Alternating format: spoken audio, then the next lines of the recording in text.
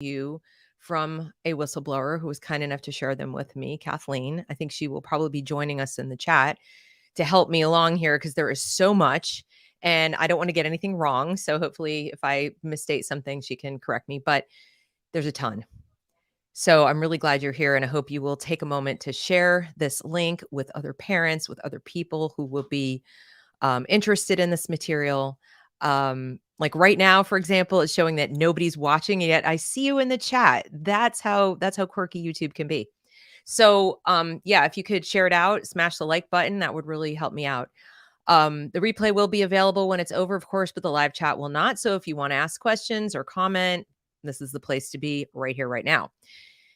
Before I get started with that, a little bit of housekeeping. If it's your first time at the channel, I hope you'll consider subscribing because I do put out content like this regularly, several times a week. And I try to do live shows at least once a week, if not more, and bring you guests who can talk about the crisis in American education, where we go from here, etc. Hit the notification bell. You'll find out when those things happen. Also, I want to let you know that I have a locals community and I would love it if you would consider joining. It's free to join, but if you become a supporter, not only are you supporting my work, but you are going to meet a lot of other people who are also interested in this topic. You can contribute to the community and you will not be censored by me or locals. So it's really great. We have now one Zoom call a week on Wednesday evenings where I can provide you with, face-to-face help if you're looking to leave the schools, homeschool, you've got questions about all that. You can come to the locals meeting. And I also am starting a book club. We are reading The Debunking of Howard Zinn for December. So I hope you'll consider that. All right. Now, let's get started with this show. Yeah, defund the public schools. I could not agree more. All right. So what I'm going to do, I'm trying to think where to start with this. First things first, you guys have seen a lot of school board meetings and you've seen on YouTube and Twitter and TikTok and Instagram, you've probably seen the little clips of parents speaking out against critical race theory, against social emotional learning, against porn in the schools. But have you ever seen parents speaking out in defense of it? Like, just listen to what they're saying. And have you ever seen a group of parents organize against what you're doing? And I hate to be, the black cloud today, but I think it's really important to understand the thought process, the rhetoric, et cetera, of the people who think differently from you so that you can craft better arguments. And of course, if you take my advice, you just won't do it at school board meetings at all, because with very few exceptions, it's not exactly the best place to go, depending on your goal. If you're trying to get rid of your superintendent, it's a great place to go. If you're trying to talk about mask or vaccine policy, that's where you need to be. If you're trying to, talk about whether or not the specific district should have SEL curriculum, I don't know. It's a mixed bag because very often this is mandated from the top, from the state level. And while the contract with a specific provider might be with the district is under orders to contract with someone, most likely, because they don't have the people or the materials to provide it just spontaneously themselves. They've been ordered to do it from above. So they go out and there are these helpful companies waiting to provide it. And they spend thousands upon thousands of dollars, sometimes tens of thousands of dollars on this stuff. And when you yell at the school board, they're the people who spent the money, but there's not much they can do about the state standard for having it. And they may not be well versed in like the little particulars about why you don't like SEL now, because SEL has been around for decades and SEL used to be something pretty decent. It shifted in about 2017 and not enough people understand the shift. And even in the beginning, when they first started having social emotional learning lessons and programs in schools, it really wasn't backed up by a lot of hard evidence. It was still a little pop psyche. I'm not saying there's not something to be gained from some of the work that social emotional learning counselors do. I'm just saying that the move to integrate it into all the subject matter areas is just not really backed up by evidence. So, I want you to hear from some of these people. So I think what we'll start with, and then with that in your mind, knowing that there are people out here who think this stuff is great, then I'm going to show you the stuff. It's about, I think we'll spend a total of maybe 10 minutes on the school board meeting testimony of these people. and then we'll move into the stuff, because I think it'll be more powerful when you look at it, realizing how much support is behind it, like what you're up against. It's not as simple as saying, well, I'm going to organize a couple hundred people and we're going to go and we'll get rid of the stuff and I'll be good. Well, you might have a couple thousand on the other side who think you're wrong.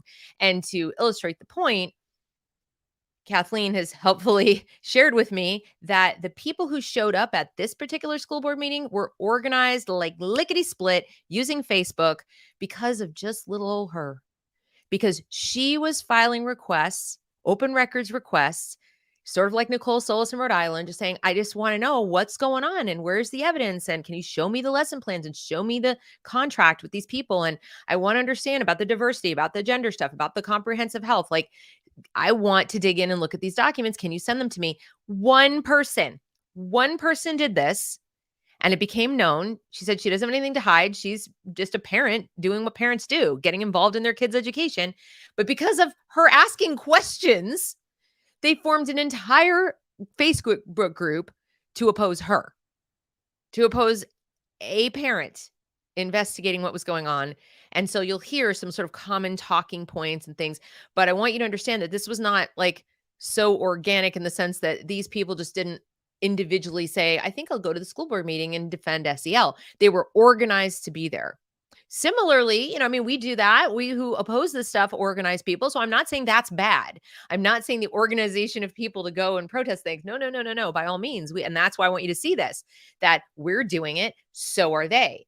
I think the pertinent point is they're doing it based on one single person.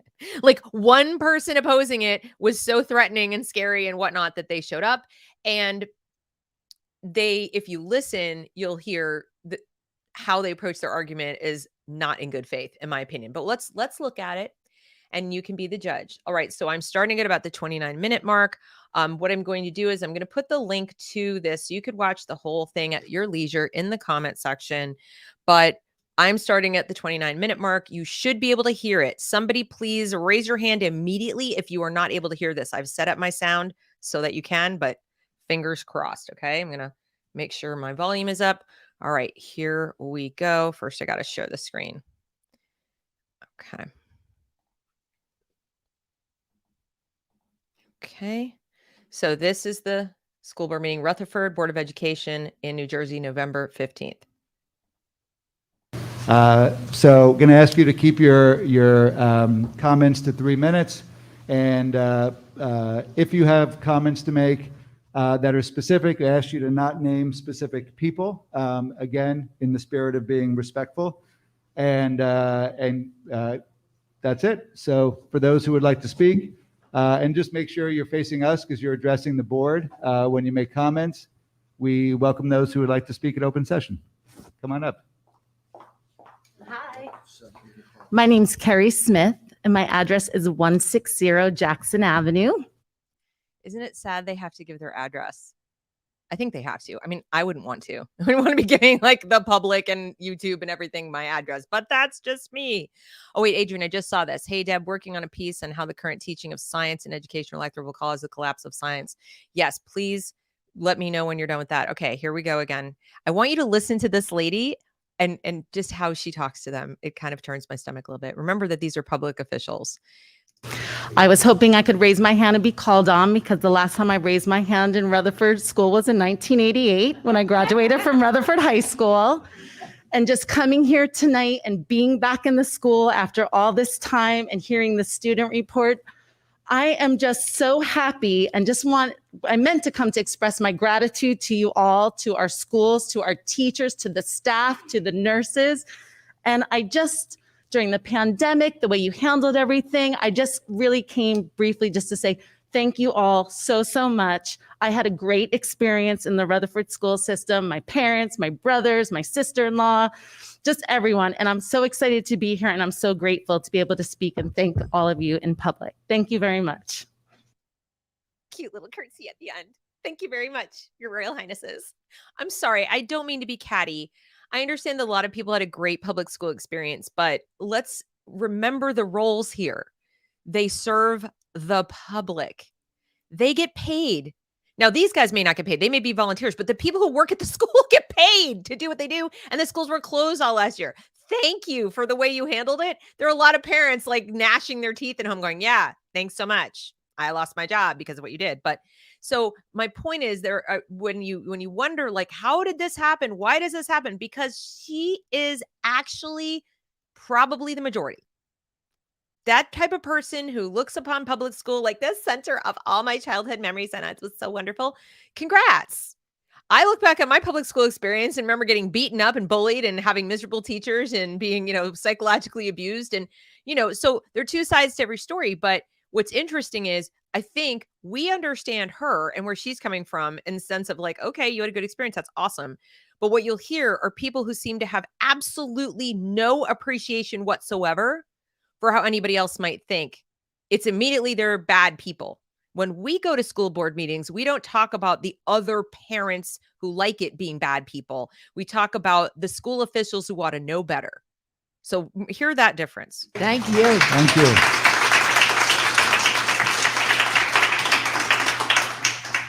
I did mean to say that at 8 p.m. we did open the meeting to the public. So other comments from the public?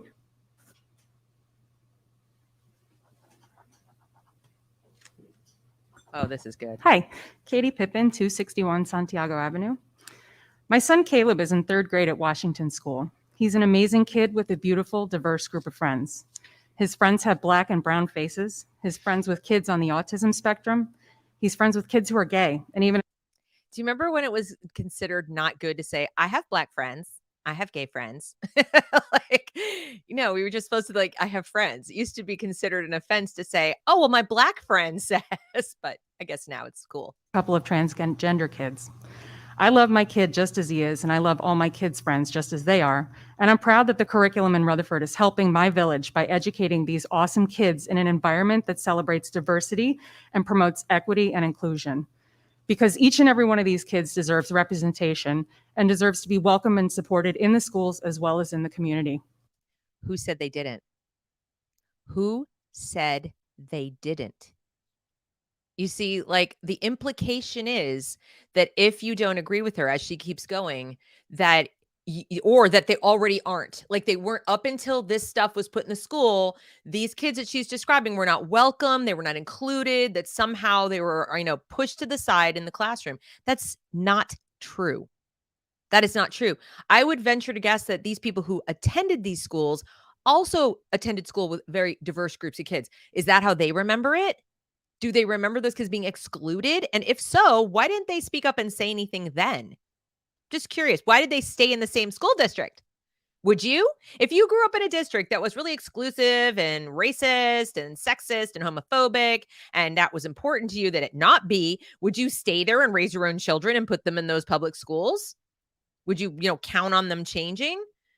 They live in this like perpetual present, like, oh, I like something, therefore the opposite of what I like means that, it wasn't ever there. It's like brand spanking new. I invented being a good person.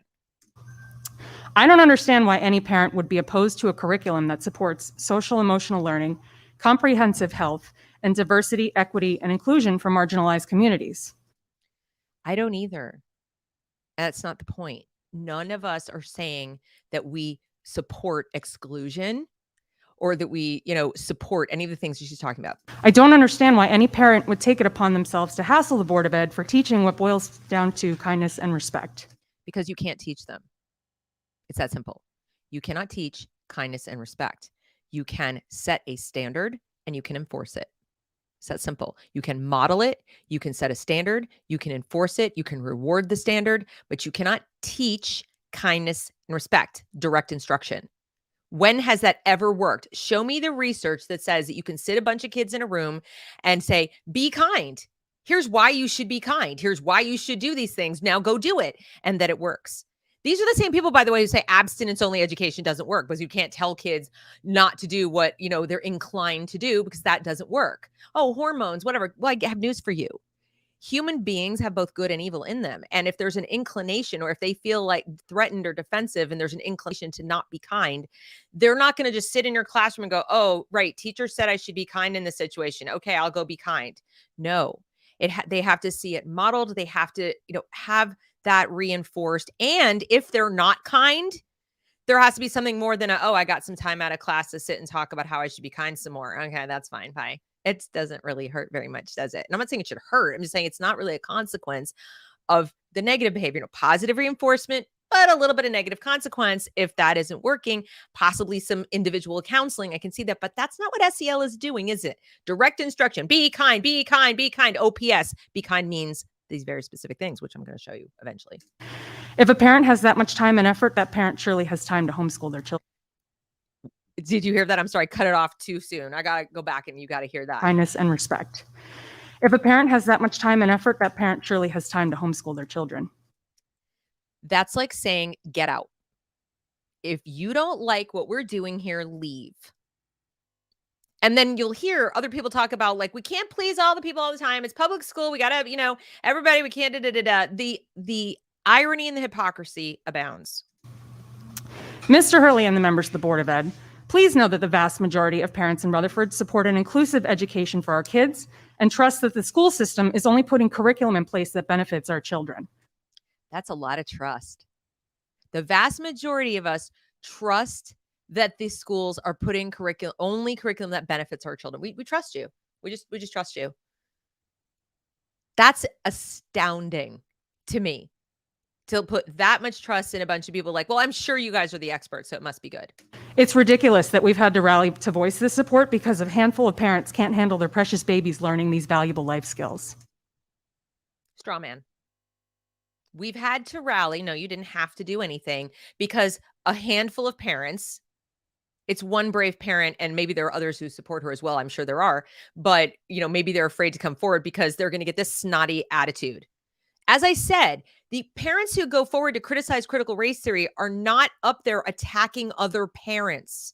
They go up there and they talk to the school board, the superintendent, the principals. They talk about teachers.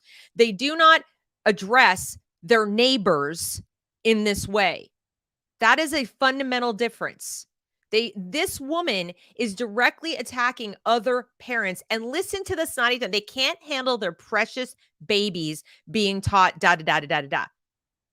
Okay, so if the school district decides that the way they're going to teach kindness and compassion is using the Bible, for example, they just want to use the Bible. Oh, we're not going to mention God.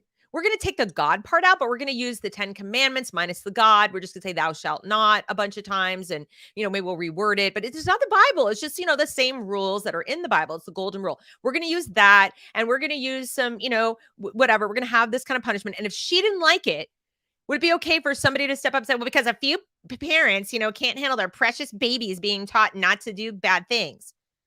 No, that's not how it works. We're living in the digital age where children have access to all the world's information and misinformation. I, for one, would rather that our kids learn about these things in an age-appropriate educational environment rather than the dark corners of the internet. Those are the only two options. What happened to those parents? What happened to the parents in between? What is she admitting here? Like, the only two places our children can learn things about, humanity are in the dark corners of the internet, because of course they don't do anything in the lightened corners of the internet, or in, quote, age-appropriate, classrooms, as if. I think y'all know they've been putting things in front of our kids that are not age-appropriate. And age-appropriate is not even the right term, because chronological age doesn't determine what is appropriate or not appropriate. They're thinking in like movie ratings standpoint. It's developmentally appropriate. There's no magical age at which something becomes appropriate. And if you've noticed, even that's been moving down. Okay? Thank you for supporting an inclusive curriculum, and I urge you to stay the course.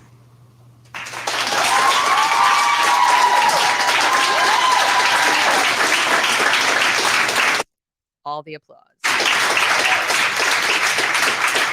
But we're the domestic terrorists when we show up with a group and clap for people who step up and defend, freedom of speech, who oppose compelled speech, who oppose racial essentialism, who oppose porn in the school. And we clap and we cheer and we talk about things that used to be mainstream beliefs like 5 minutes ago.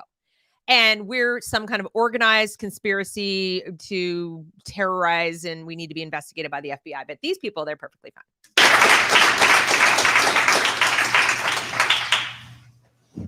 All right. I am going to ask that we just hold applause so we can get through all the comments. I appreciate the spirited applause, but don't want anyone to feel less or more because of the amount of applause. But please go ahead. Hi, my name is Jody O'Varsi. I live at 74 Union Avenue. First, I want to thank you for resuming taping the school board meetings. As a single parent who works full time, I cannot always attend in person, and recording them makes it possible for me and many others to stay informed of what's going on. So thank you. After I watched the last school board meeting, I felt compelled once again to come and speak because, as with the mask debate, I worry that only the loudest are being heard, even if they are not the majority. So they perceive themselves to be the majority. They may well be. I believe that they are, actually. But it's ironic to me that she's upset about only the loudest are heard. Can we have a chat about last summer's riots? Can we have a chat about BLM? I'm not so sure that the people supporting BLM in the classroom are the majority. Or maybe she does. But I think, masks and mandates, yeah, tragically, I think majority support them. I think it's horrible, but I think they do. The other thing I think is the majority probably support SEL because it's been packaged and marketed as something other than what it is. They just changed the label on a bunch of snake oil. But as far as this person saying, the small, loud minority shouldn't be heard, or, we shouldn't listen to them, you should listen to the majority. Okay, how about the majority who say we don't want racial essentialism in the freaking school and we don't want porn? Because I believe those groups are the majority. But we, again, don't count. It's the specific view that matters. It's not how many people. And of course, she'd admit that if you point blank asked her and wouldn't even recognize the hypocrisy. After watching the video of the last meeting, I was very disheartened to see the backlash against SEL. Social emotional learning is a method in which to increase a student's emotional intelligence, or EQ. No, it isn't, and you can't do it that way. Countless studies have shown that EQ is now more important than IQ. What? I want you to listen to this. Like, countless studies.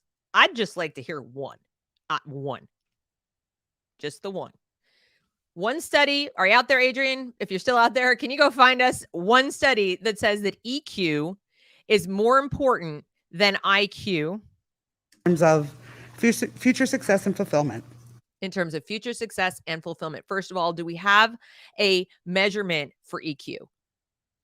There are people who deny the validity of IQ measurements, and that's been around for a lot longer in terms of, can we objectively measure cognitive ability? And at least cognitive ability, when you are measuring it, you are using like these concrete measurements like tests and different things of certain kinds of abilities and certain, things that happen in the brain. How do you measure EQ exactly? But according to her countless studies.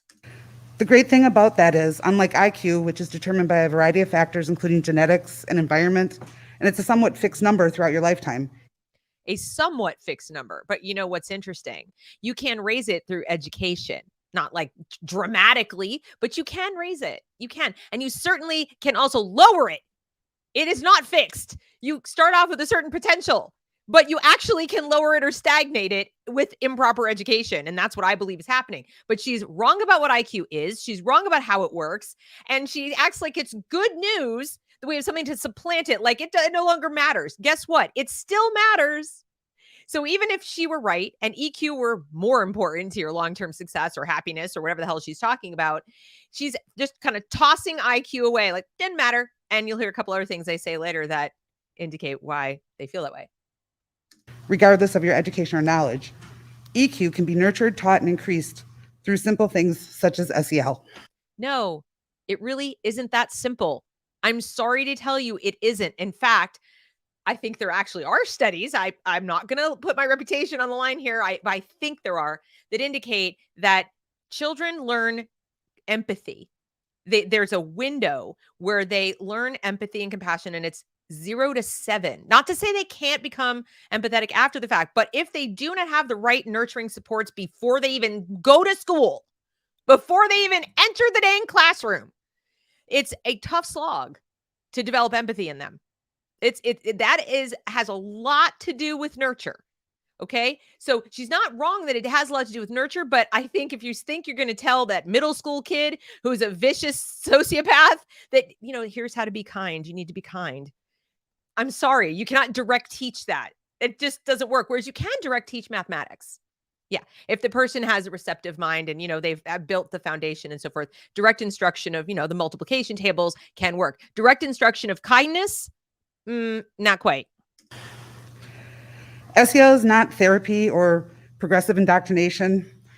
Well, it wasn't to begin with, and then it changed. Go read what Castle says about it now. It explicitly says it's there to serve the purpose of social justice. It's not a replacement for what's being taught at home. It's rather an enhancement and a reinforcement of skills we all want our children to possess. It should be, but it isn't.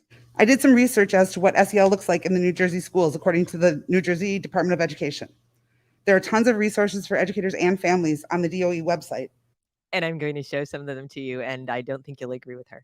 But it basically boils down to 5 principles, which I know have been highlighted before by Superintendent Hurley and some other people. Self-awareness, self-motivation, self-management, empathy, and relationship management. That's what they say at the top line. But when you look at the documents, I want you to see if the actual lessons and the vocabulary and the statements and the assumptions that they're teaching the kids really do teach self-motivation and really will do what she's talking about. So all they did was they kept the top line stuff. So of course parents are going to support it. Well, these principles, who would argue them? Nobody. And she's like, well, there's plenty of materials. Has she read them? Does she really understand what they mean and how kids will perceive them? And if they are in fact developmentally appropriate? I don't think she does. As someone who has interviewed and hired hundreds of people in That's scary. many different industries, I can personally tell you that candidates who demonstrate these principles are far more likely not only to get the job, but to advance within a company. In other words, she's saying we advance people we like. Wouldn't it be better if we hired the people who actually had the skills we needed? Now, I'm not saying emotional skills are not necessary, but she's just shown her hand. She hires people and she's hiring them based on their personal qualities and their ability to get along with other people. Is it any wonder then that these systems are so corrupt and there's so much politics and it's so much glad handing and so much, I like this person better. And we're working hard to make merit and quality take a back seat. Because if this is your standard, how well they play with others, team player, get along, social emotional learning, emotionally, you know what else is a component of EQ? Tolerating people not liking you. It is. EQ is not being nice to everybody. It's being able to manage your own emotions. And that includes negative emotions about how other people treat you. It's not a one-way street. It's not an excuse to bully other people into being nice. And if they won't, to shut them out of society. And who defines nice anyway? I did not have the good fortune to grow up in a town like Rutherford with a great public school system. I grew up in a major city whose public schools were seriously lacking, especially in the 1980s. So my parents decided to send me and my brother to a conservative Christian school that was pretty much the only private option in our area at that time. The schools were very safe, the class sizes were considerably smaller, and I received an excellent education. But there were many things my brother and I were taught in that environment that were in direct contrast to what our family's core beliefs were, especially regarding things like inclusion, LGBTQ acceptance, and women's rights. My parents. You were in a religious school. So she's about to say, well, my parents taught me other stuff. Yeah. And parents will teach things that are separate and apart from what the school does. But there's a big difference between saying, now I know they're teaching this in school, but we believe something else. Okay. And having to overcome a school that tells your kids these aren't beliefs, these are facts. At least in a religious school, it's pretty upfront. These are our beliefs. This is our faith. This is, a religion. Okay. So parents can go, well, that's their belief. And she's about to admit that. But in a public school, they're not supposed to say these are our beliefs, are they? So they're taking what is actually a belief system and pretending it's factual and based on numerous studies, countless studies. And so now when the kids come home and you want to teach them your values as her parents wanted to teach her theirs, and they had the benefit of being able to do that, okay? You can't because the kid's going, but mom, the teacher said this is facts and they're experts and you're not. And look at these parents. You're the experts, we're not. Knew that it was their responsibility to teach us that there's a difference between what you are taught and what you believe. Yes, exactly. But the school is saying what we're teaching you is fact as much as 2 + 2 = 4. That lesson has served me very well for the last 49 years. People complain about the culture of everyone's getting a trophy, but then expect the public education system to cater to their family's individual beliefs. No, that is wrong. That is wrong. Parents like Kathleen or me do not expect any public institution to cater to my core beliefs. They're my core beliefs. What I expect these public institutions to do is teach facts. And if someone is going to express an opinion, be it political or values based, I want it clearly identified for my student that it is an opinion. That's all. I don't expect them to teach my opinions are primary. I don't even expect them to cover all the range of opinions that could be. I prefer they did, as little opining as possible. All right. Now, if you're analyzing literature, for example, you might say, well, I think this, but what do you think? And as long as it's truly open to differences of opinion from the students, I don't have an issue with that. Most parents don't. Unless, of course, you're saying it's my opinion, pedophiles are not bad people and we should accept that. And maybe we should even stop reporting them, as I'll talk about later. But that's not what people are asking. So this is a misstatement of the argument that parents like us are making. It's not true. I'm sorry, but you can't have it both ways. That would be for you, dear. You can't have it both ways. You're getting your value system instructed in the school, so you're happy. But other people just want nobody's value system instructed in the school, and that makes you unhappy. They want neutrality, and they want the school to teach academic skills as being more important than all of this value stuff. You value EQ more than IQ. Good for you. Knock yourself out. Teach your kid about niceness and compassion and empathy at home, and let the school teach the subjects that apparently you aren't able to teach. She makes the point that parents can teach values at home. Okay, you do it. As a parent of 2 children currently in Rutherford schools, I am happy to see the tenets of SEL being supported on a state and local level. She admits it's a state level. So I hope everybody's listening. These guys, she's just there to praise and, butter these guys up and tell them keep doing what you're doing. They couldn't do anything either way because it's a state level thing. Greater emotional intelligence can not only help individual students in our community, but society as a whole. Oh, it's all about society as a whole. You know what can help society as a whole? People minding their damn business. People who will stop walking around thinking they know how everybody else should live. If I'm not bothering you and I'm not hurting you and I'm not taking your stuff, I'm minding my own business over here and you're minding your own business over there, that's a good society. I want to live in that society. It's the people like this, the moralizing busybodies, that cause problems in society. When I was researching, I came across a quote. I wish I could attribute it to the original author, but it was uncited. But I feel that it's 100% pertains to the discussion tonight. The purpose of a public education in a public school is not to teach the kids only what the parents want them to be taught. It is to teach them what society needs them to know. Did you hear that? Did you hear that? It is to teach them what society needs them to know. What is society, and who decided that? I'm just curious. Like, who are the society board members who sat up there and said, this is what society needs to know? That would be Big Brother. That would be the state. As I've been trying to say on this channel forever, you actually don't, as parents, get to say what goes on in school. She just happens to be lucky at the moment that what they're teaching coincides with her values. But if the state were run by people who disagree with her, people who are more like her, religious school folks who just took the word God out, but otherwise taught the same values, she'd be up in arms and freaking out and saying, you're not being objective enough. How do we know? Because we can go back to the 60s and find that. We can go back to the 50s and find, flower children and so forth complaining about what's being taught in the school and it's too restrictive and traditional and so forth. So guess what? Newsflash. The state is society. Society is the state. That's just a stand-in word. So she believes that we have these betters, these people who are sitting on high and deciding what our children need to know. And that's the purpose of public school. If you don't agree with her, you have no business being in a public school because her view happens to coincide with the law.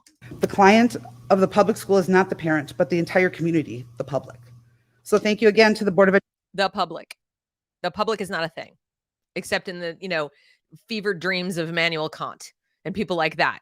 And, Rousseau and whatever. And all of these, and Lenin and Stalin and Mao. And, the public, as Americans understand it, is individuals all living their individual lives in concert under one umbrella of core principles that allow them to maintain those individual lives. Freedom of speech, the right to bear arms, right to be, have due process, all of that. That is what Americans believe. Education, Superintendent Hurley, the teachers and staff of Rutherford Public School District, and the state of New Jersey for working towards creating a curriculum that not only focuses on academic success, but also the social and emotional well-being of all children. It isn't focusing on the social emotional well-being of all children, though, because there are lots and lots of children who are not socially and emotionally well if the academic subjects are not being taught in a way that stimulates them, challenges them, excites them, etc. If they have to work at a level that is 2 or 3 grade levels below what they are capable of consistently, their mental health suffers dramatically. So don't give me this all children are supported by this. And by the way, they don't have unlimited hours in the day. For everything you add into the curriculum, something gets taken out. And in this case, it's academic instruction, it's excellence, it's, merit. It's a focus on growth academically. So they actually have skills to live as individuals. I don't know about you, but you can't get as far as you think you can on a smile and a hug. Thank you.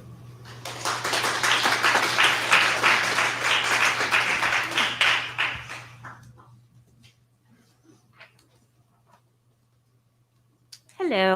This one. Oh, wait till you hear her. I want you guys taking notes. Listen very carefully to what she praises, supports, and says is state supported. Good evening. My name is Dawn Avagliano Schumacher, and I reside at 130 Mountain Way. I wanted to show my support for all of your efforts and state requirements with incorporating SEL, social emotional learning, curriculum concepts, critical race theory, and LGBTQIA inclusion education. Did you hear it? Did you hear it? Critical race theory. She said it. I want to applaud all your efforts with incorporating blah, blah, blah, critical race theory. Yeah, that thing. That's imaginary. Which has been suggested by and mandated by the state of New Jersey. And mandated by the state of New Jersey. Now, she said it after the whole list. Was she referring to all the items on the list or just the LGBTQIA policy? Because we know for a fact that's mandated in New Jersey. The affirmation only policy where we keep a separate file for the kid. Even if they tell us at 6 years of age, I'm a boy, I'm a girl, whatever, like that's totally different from what my parents think. But they're going to keep on, maintaining that fantasy privately. We don't tell the parents. Don't out the kid. But by the way, has anyone stopped to think about the fact that if a kid comes out or like that, if they say, hi, I really am this and my name is this and my pronouns are that in elementary school, and they start that separate file for the kid where they don't tell the parents, the other kids know they're treating the child as that gender all day long. So the kids in the class know that, Susie is now Sam or whatever. And they're walking around knowing this. So what are they saying to all those other children so those children don't accidentally out Sam to Sam's parents? They must be teaching them to keep secrets in some kind of clever way, right? They must be. That's not at all abusive or burdensome. They couldn't possibly say, we're going to keep it secret and we're going to protect the child's, secret and everything in a separate file. And we're going to not talk to the parents about it. And it's all going to be this deep, dark secret that only happens at school, and let 25 other little people running around going, Mommy, so Susie today decided that she was a boy and now she's Sam and the school is calling her Sam all the time. And I'm really confused. And maybe, maybe Susie's mom is really close friends with Sam's mom. Susie's mom, whatever. I'm all confused now, but you get my drift. Recently, I've been made aware of some opposition to this programming, and their angle is to attack the administrators of our district regarding transparency. Yeah, that would be an angle because they're not transparent, as you will see. If you have to file so many open records requests just to get a look at some of the stuff, and it's not just open and out there and easy to access, I would say that's a reasonable angle. Their efforts, I believe, are meant to bring attention to the subject matter so that other parents may also speak up against these informational and very much needed enhanced curriculums. Enhanced curriculums. That's the new euphemism. You're going to start hearing that a lot. When you enhance something, you make what already is better. You don't replace it. This isn't about, so they're replacing deconstruction because they've caught on that we don't like that we don't want to deconstruct what was. And they're calling things enhanced as if you can do more than they were already trying to do in these classrooms where these kids are fighting and pulling their hair and, not paying attention and on a Chromebook all day and looking at their phone and, whatever they can add, they can enhance. Yeah. Reading scores show that too. Yeah. From the positiveaction.net website, it says, enhanced cell skills in turn affect student social character development, supportive attitudes, and skills both directly and through improvements in relevant facets of the school and classroom environment. Where is that evidence? I keep getting videos sent to me of girls pulling each other's hair and fighting, outside of schools that are in wealthy districts. I keep getting teachers writing to me saying, I couldn't teach 10 minutes in my class today because the kids were cussing each other out all day. So where is this evidence that it's so enhancing their relationships? I think this exists only in the imaginations of these parents. Improvements in student social and character development and supportive areas then yield both reductions in student behavioral and emotional problems and gains in school attendance, grades, test scores with impacts in these two domains mutually facilitating one another. No, they don't. No, they don't. How do we know? Because the results are flatlined at best in every single subject across the past decade. And that's at least as long as SEL has been in, even the good SEL. And now they're turning it into this stuff, which is social justice, where we add a layer of guilt and shame and other things. And where are these results? Nope. Why any parent would have feelings that disagree with that concept of helping all of our children become better citizens as they grow up is beyond my comprehension. Also beyond your comprehension is what the parents are actually fighting for, apparently, because nobody is saying we don't want them to be better citizens.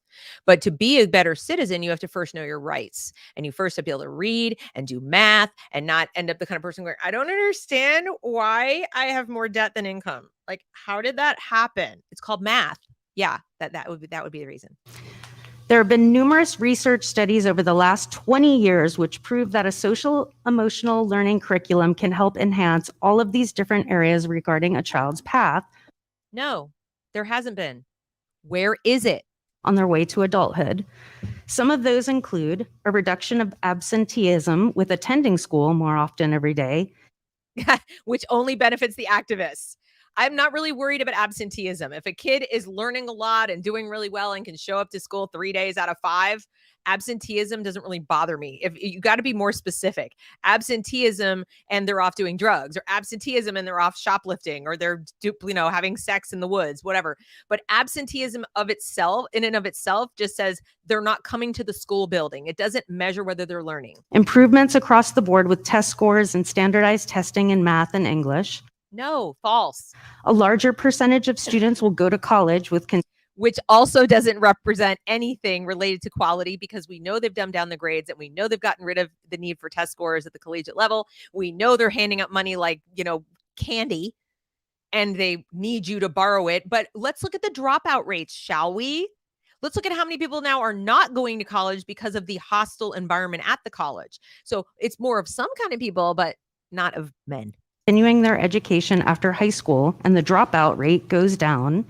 Fewer students will have tried drinking alcohol, and even less will have tried a second drink or drugs when the social emotional learning curriculum is included. They're finding a correlation between the decrease in certain chaotic behaviors amongst teenagers and social emotional learning that is not provable. First of all, I don't believe it's there. Secondly, to the extent that there is any kind of a correlation, there are so many other factors that are impacting whether our kids are doing some of the same things, for example, we did when we were teenagers. And it's not because of some class or lesson in social emotional learning. There are many other factors.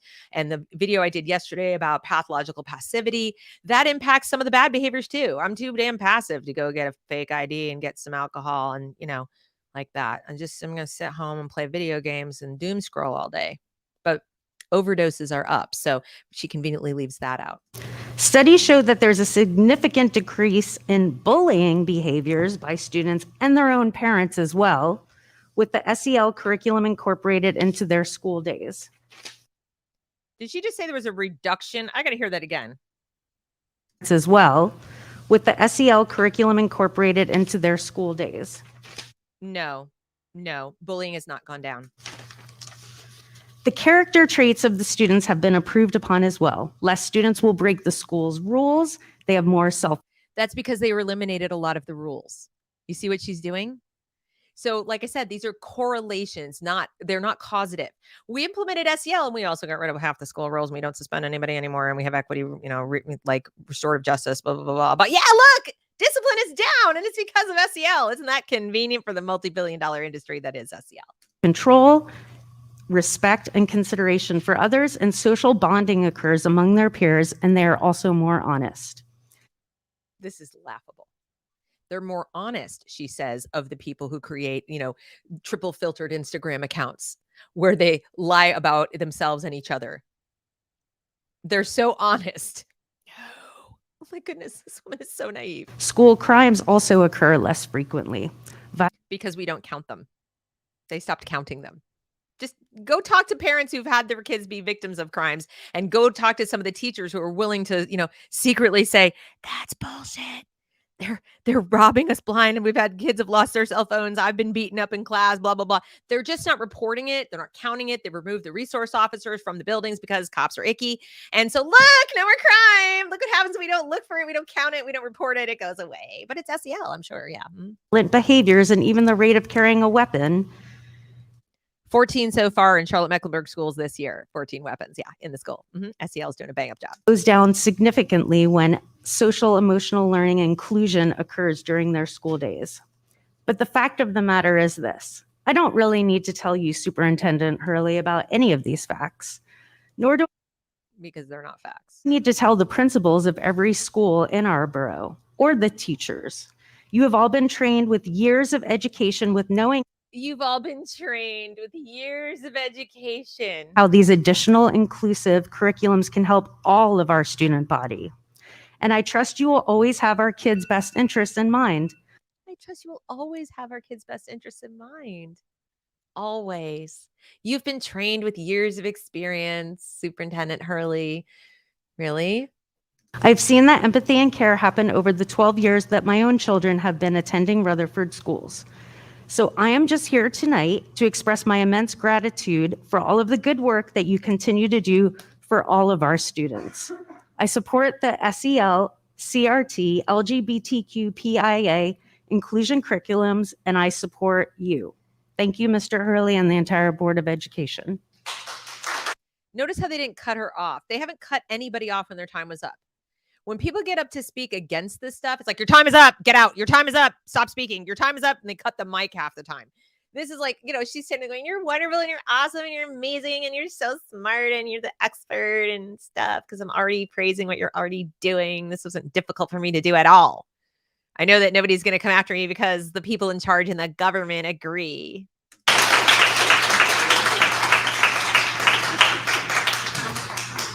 Thank you. Other comments? Oh, this guy is rich. Listen to him. Oh, God. Hello, John Ludwith, 328 Montrose. First, thank you for having us be able to speak. I'd like to express my support for SEL and in general and the inclusion curriculum in particular here at Rutherford schools. My children at Lincoln and Pierpont get a lot out of it. I especially appreciate how it's integrated with everything else. Theoretical. I especially appreciate how it's integrated with everything else. I especially appreciate how it's integrated with everything else. SEL is in math, it's in science, it's in English, it's in social studies. It is not, parents, some little separate class they go to like once a week and they have some lessons in how to be kind. It is everywhere. It is everything. They are sending the message loud and clear to our kids that if you can like learn what it sort of looks like to be kind and compassionate and say the right vocabulary words, you're going to get an A. But actually performing academically, actually being able to do the things like write well, do math well, is taking a back seat to, did you incorporate the vocabulary of SEL and are you a good person? Knowledge is one thing, but applied knowledge is that much more. So the fact that it just is all together in one package and nothing is lost, everything is gained. What in the hell is he talking about? Applied knowledge is worth so much more. That's actually not true.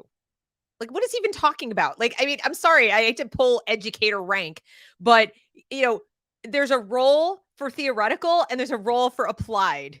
And it's developmentally appropriate. They differ across developmental stages. They differ by subject, but it is not a hierarchy where applied knowledge is more important. And by the way, how is SEL applied knowledge? Teaching applied knowledge. How exactly is that? Are they literally being made to be nice? Is there like an activity where it's like, act like a nice person? Oh, applied knowledge. Good, you win. I mean, they're teaching them to be actors then. That's not coming from within. That's not baked into your DNA or anything. And I really appreciate that. Regarding books as part of the curriculum, I can understand there are a lot of books to consider, especially as kids get older and different age groups and different books are out there. I did see that one particular book was put in abeyance, quote, The House on Mango Street, which is a novel written for adults, just so you know. I think it's Sandra Cisneros. I've read it as an adult. It was shelved in the adult section when I bought it about 20 years ago. So it is not even a young adult book. It was written and marketed for adults. And somehow, as we have seen with many books, including Toni Morrison's Beloved, books that feature rape. I mean, it's really, really weird how it's consistently books that feature rape. And then they claim because it's written by an author who is, of a different ethnicity, is upon one of those historically marginalized people, that because of their historically marginalized status, that somehow negates the rape in the book. And we can put it down into young adult. And now we're moving down the slippery slope into 11 and 12-year-olds. No, I'm sorry. With the huge range of classic, beautiful, wonderful literature for 11 and 12-year-olds to read, I think you could find something other than The House on Mango Street. Call me crazy, but as good a book as it is as an adult book, although it is a little disturbing and concerning and it's kind of dark and but it's interesting, decently written. It's not a horrible book, but it's certainly not even the best of its genre. But it has rape, so check the box. Removing it as an option for 6th grade, pending further review. And I would just like to know how that process works. Was the board involved in that? It was just removed pending review. And he wants to know how the process works. And does he even know anything about the book? They love to say to us, do you even know about the book? Yeah, look at the pictures. It's naked people having sex. And it's in the library on display like a promoted book for middle school. It's porn. Well, you're just a bigot. First it was you don't know what it is. Then it's you're just a bigot. This guy doesn't even know what the book is. He doesn't know the process, but he's opposed to it. He's opposed to even reviewing the book. We should just approve books because you're the experts. A choice by the superintendent. What's the process going forward? How can we know what books are in or out? You can ask. My son in 2nd grade, they had a vote on election day for recess or snack, longer recess or longer snack. I was so pleased that they did this. They all accepted the outcome. And hilarious. Yeah, it was recess or snack, not the fate of the Western world. But let's continue. I would hope that the administrators and the elected board practice the same thing, practice what they teach. Thank you very much. I think there might be one more person, and that's it. I think there's just Thank one you. more, Other comments? and then we'll stop this and look at the work because I promised it to you ages ago, and you're probably like, I want to see that. No, we have to hear from her, and then I promise we'll be done. Okay, and then we'll be done. Because I love what she says about the research she did about us. Us. Hi, my name is Cynthia Chauvin-Dalton, and not this I live lady. at It's the next 36 woman. Riverview Avenue. This woman just can't And- breathe through her double masks. I am here to thank you for and to speak in favor of Rutherford's SEL and DEI curricula. Numerous studies have shown that emotional IQ is critical in today's workplace. Numerous studies critical in today's workplace. What that tells me is today's workplace is nowhere I want to be. In fact, an article in Forbes magazine in September was entitled, "Empathy is the most important leadership skill." Leadership skill. Not everybody can be a leader, nor should everybody be. So if you're reading it in Forbes and they're talking about leaders, okay. And I would say, yeah, empathy is a pretty good quality for leaders to have. But since not everyone's going to be a leader, Don't you think it's also important to focus on some other qualities? And what about all those kids? This is very ableist, by the way. I mean, if we're going to be all, particular about things being ableist, it's really super ableist to fixate on leadership skills and on people, only being able to emote and be all emotionally tuned into everybody else.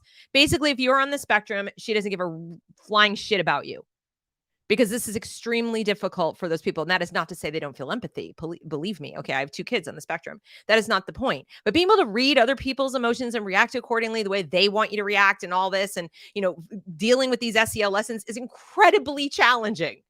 They sometimes need to go to separate therapy to work on reading social cues and responding to social cues. And for many of them, it becomes an impossible task. Like, they have to find ways of working and ways of being successful that do not involve emoting all over the place and being able to read other people's emotions. So you might find them in solitary work where they can demonstrate excellence and expertise in things independently and without having to show people all kinds of emotion. But she doesn't care. This is the most important leadership skill, and I'm so glad we were spending all this time and money teaching it. And it cited several studies. Why would anyone object to such an important leadership skill being taught in Rutherford Public Schools? I just gave you several reasons. Our schools have been engaging in social and emotional learning for years under different names, such as monthly character traits. I want you to ask yourself if you can direct instruct character traits. Think about that for a second, because she's taking for granted that you can. Where's the evidence that you can? Where, if we could, don't you think we would have for the past century? We've had public schooling for over a century. Don't you think there would have been something to be gained by directly instructing people to be good people? Now go out there and be a good character. Here's how you do it. Follow this script and do these things, and now you have a good character. Do you think you can do that through instruction? Or do you think you have to, as I said, model and have kids, experience things through literature and science and, math and social science and so forth, where you discuss them and you have open discussions where they have opportunities to demonstrate good character through these conversations and through this analysis. And by the way, just through performing on their own and, meeting commitments and doing things on time and doing things as well as they can be done and having an appreciation for beauty and self-discipline, because you have to do the actual tasks that aren't specifically here are the tenets of self-discipline, but no, just getting the work done as well as it can be done is self-discipline. So instead of giving you opportunities to do it, it's like, we're going to teach it to you and surely it will sink in. No, it doesn't. At Lincoln School this month, the character trait is bravery. Last month, it was fairness. That's rich. The character trait is bravery. So you're going to teach bravery. Okay, take off your double masks, because that would be brave. She's not even brave enough to go up there without both of her masks on. I mean, bravery. Let's all take off our masks and, respond to the science. That would be brave for some of these people, but no. Washington School's website talks about grit. These are traits that stay inside, don't go anywhere, don't hug anybody. And if you are not quadruple vaccinated, you may not come to my Thanksgiving. But let's talk about grit. Country was founded on. Our forefathers and mothers needed bravery to stand up to the situation that they found unfair. Yeah, like mandates and high taxes. I support teaching these traits as essential to student success and to the future of our country. You can't teach the traits, honey. I am concerned, like the previous speaker, that a book has been put in abeyance. I hope this is only temporary. I've read that book. It's an excellent book. You're an adult. And I don't think we should shy away from the tough subjects. They're 11. Our curriculum should reflect the diversity of our student population of Rutherford. Again, with this representative diversity, it is insulting. It's insulting. I would like to know what the procedure is. And I would like to ask that an immediate replacement be placed into the 6th grade curriculum to ensure that our books, the books our students can read are by authors who reflect them. Nobody's stopping you from giving this book to your child. You go have them read a book about rape at home. How about that? You ready? You think it's awesome? Give it to your 12-year-old. All right, we'll talk later. Thank you.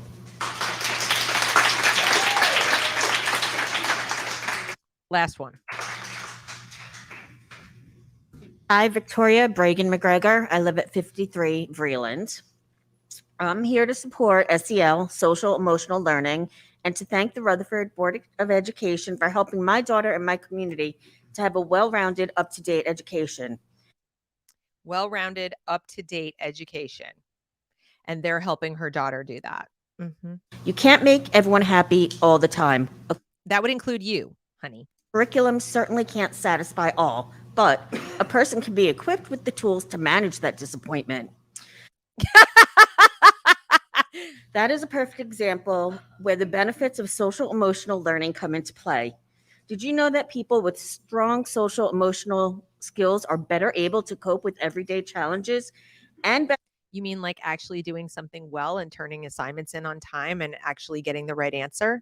Like those kind of things? fit academically, professionally, and socially, from effective problem solving to self-discipline, from impulse control to emotion management and more.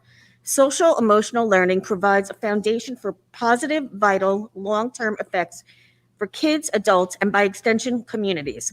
Children thrive, schools win, workplaces benefit, society strengthens. Look around, hun. Are we thriving? Is society benefiting? We are more polarized than we've ever been. People are like gnashing their teeth, just having basic conversations with each other on social media. You had to form a group of people to go with you to oppose one mom who disagrees with you. You felt this urgent, desperate need to show up and praise these people because of what they're teaching. But it's so beneficial. You couldn't just go to the mom directly and sit down and have a face-to-face talk with her. You couldn't be polite. You couldn't ask questions of her. You had to just organize to fight her because she is horrible. Really? I cannot imagine why a parent that loves and wants the most for their children would have an issue with social emotional learning. What is it they fear? To help me understand, I took to the internet. Oh, that's what I do to help me understand about one parent who lives in my neighborhood and I could probably go have a conversation with her or pick up the phone or be a decent human being. I took to the internet. Social media, hoping to learn more about perspectives that differ than mine. Differ from.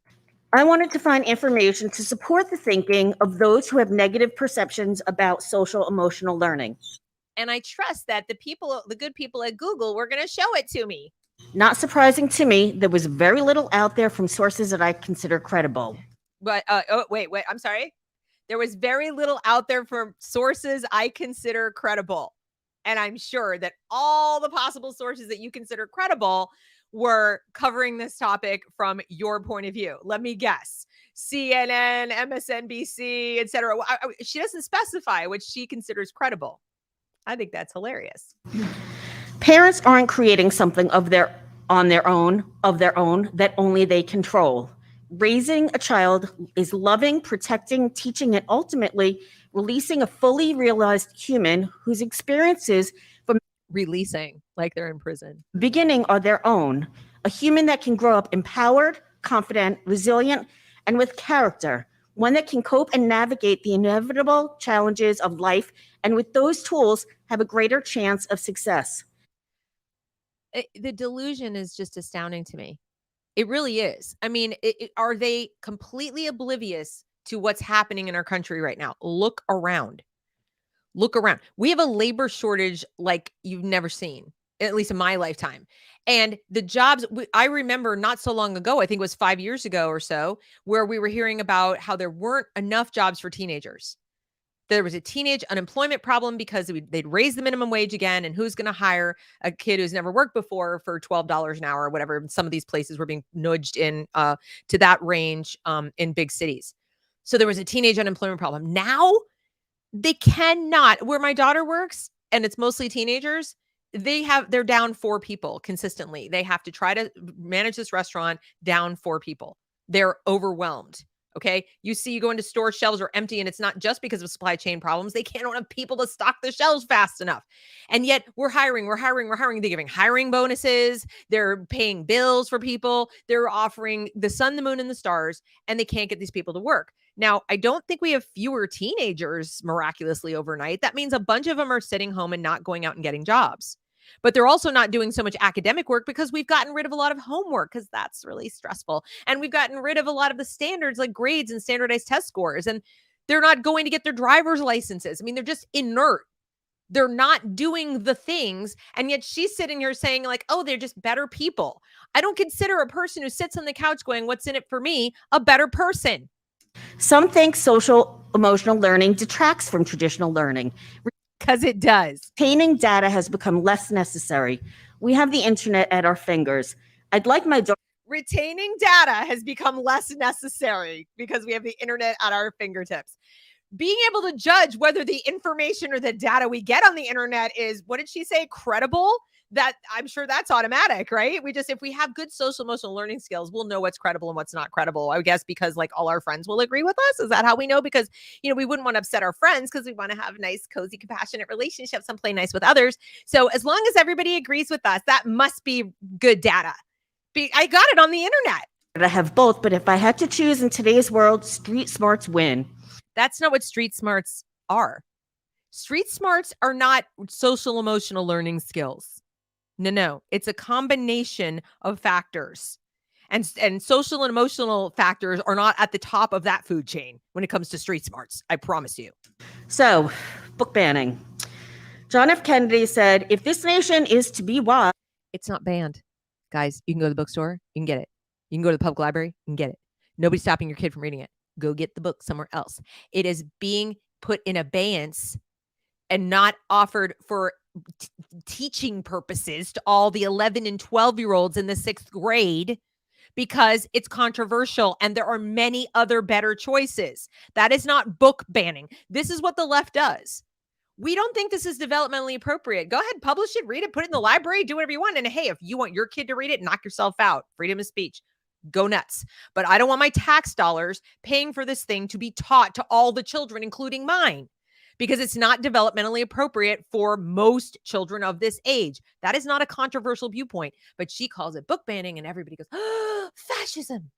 As well as strong, if we are to achieve our destiny, a bunch of stuff in between, we must know all the facts and hear all. Wait, I thought we didn't need to know facts. I thought that data memorization was like facts were not important. We must know all the facts, or we must have access to the internet to go get the approved facts. Because now I'm confused. Alternatives and listen to all the criticisms. Let us welcome controversial books and controversial authors. Okay, next up, we're going to read some passages from Mein Kampf. How do you feel about that? Social emotional learning creates empathy. No, it doesn't. You don't create empathy. Okay. Like, I don't know how many ways to tell people this. Like, it's just not how it works. You can't have a teacher go into a class and preach empathy or do exercises about empathy or say, now I want you to put yourself in their shoes and miraculously create empathy. That's not how it works. If your child does not show up to public school primed to be an empathetic person, there's nothing the teacher can do. I'm sorry. That is actually research backed. So I hope those first 7 years you spent a good amount of time with your kid, loving them, listening to them, responding to them, not letting them cry it out at night so they're screaming bloody murder with you having your pillow over your head. Not sitting on your phone, scrolling while they're crying in their dirty diaper or whatever. That's how your children learn empathy, is they were shown empathy from you. And a teacher who is not empathetic to the students squirming and uncomfortable because they're reading about rape at the age of 12 and then have to answer questions about it, that's not empathetic behavior. Book banning creates apathy.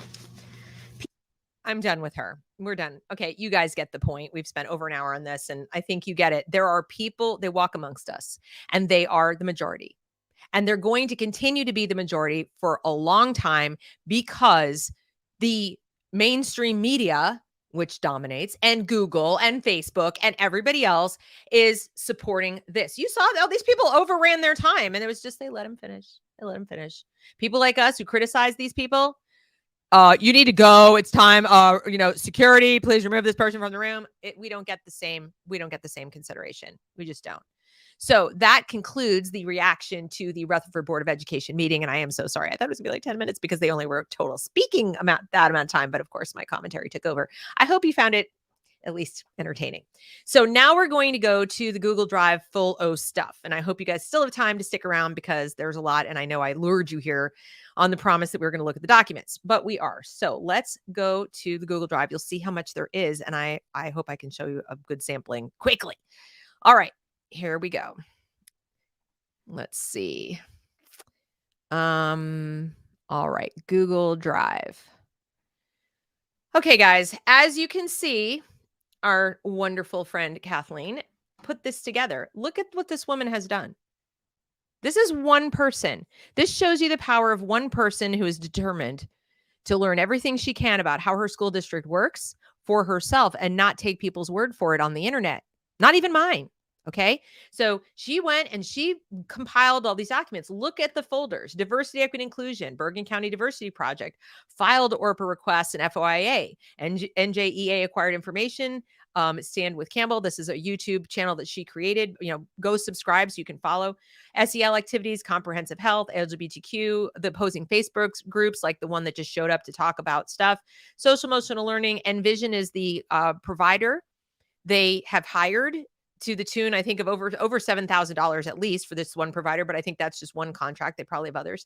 New Jersey Student Learning and Pedagogy. Okay. So last night I went through some of the stuff, and I'm not gonna be able to show you like every last little thing. It's just so much, but I did want to jump in here to these ORPA requests because what she pointed out is she's got this fulfilled. These are the fulfilled requests. So things that she asked for and they've already responded.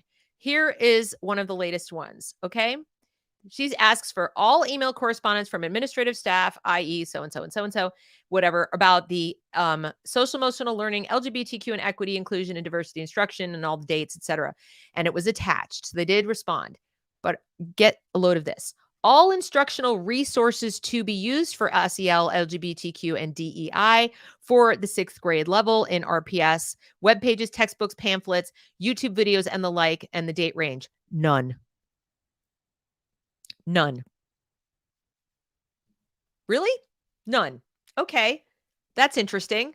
Then she's also asked in here for all materials provided by Envision, et cetera, and so forth. And she's, gotten stuff back from them, at least explaining what the program does. This is, materials in the folder or the docs we used for our working SEL meetings. In those meetings, I would share information. The individual teams, blah, blah, blah, blah, blah, respectfully submitted. So this is about, getting this information. This is all the work that she's had to do just to get hold of it. So, Kathleen, was this specifically in reference to research? Because this says there's no instructional resources, but did you specifically ask for research and they didn't give you any? Because that's what we never get back. We never get any evidence about the research. It's never there. It's just, we don't have anything, or we don't have any materials, or you can't see it because it's proprietary, etc. So the next thing I want you to see is this. This is this be it resolved by the Rutherford School Board, blah, blah, blah. These are resource documents that they are resolving to provide. And they've got parent responsibilities, and then they have things to watch for. This is sex ed, etc. And this is in the classroom. Parent responsibility. In addition, you have the federally protected right to observe your child's class. How often do you think that's allowed? This is a federally protected right.